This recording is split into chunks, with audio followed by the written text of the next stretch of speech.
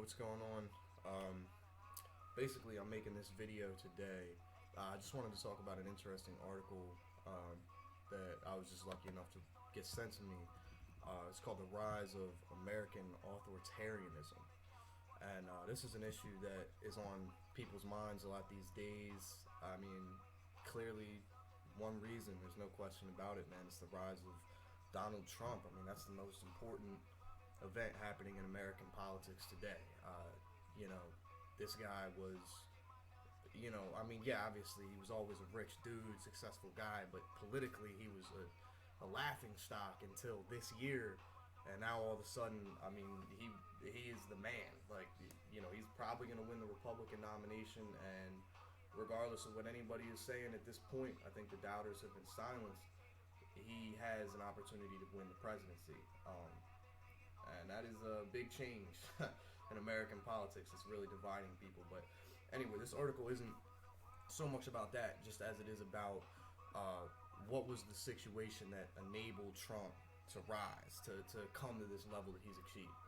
And what they're looking at is that there's a lot of voters now that are supporting authoritarianism. So what is that?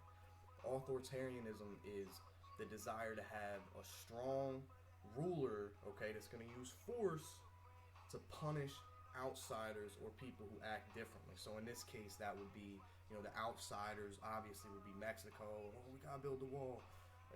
China, we got to bring all our jobs back from China. Don't get me wrong, I understand the sentiment, but realistically, anyway. So authoritarianism is the desire for a strong leader that is going to punish outsiders. Use force, okay? Force probably being, in this case, the American military, or, like he's doing in the election with strong words. So why do people want this? Why do people want authoritarianism in America?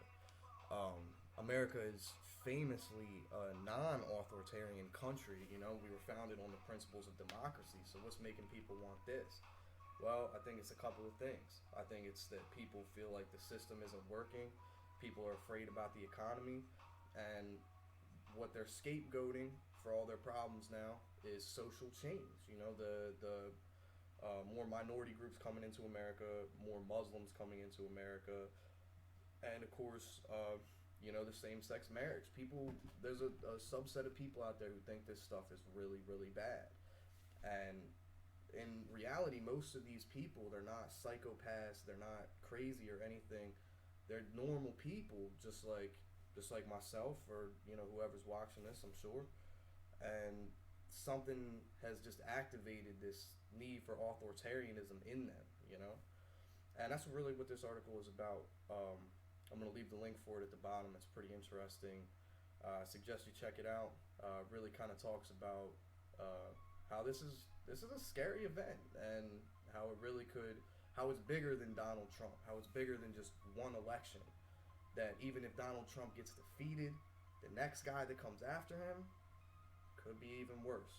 So this isn't something that's going away today or tomorrow. So if you want to educate yourself, check out this article. Very well written. Leave the link at the bottom. Peace.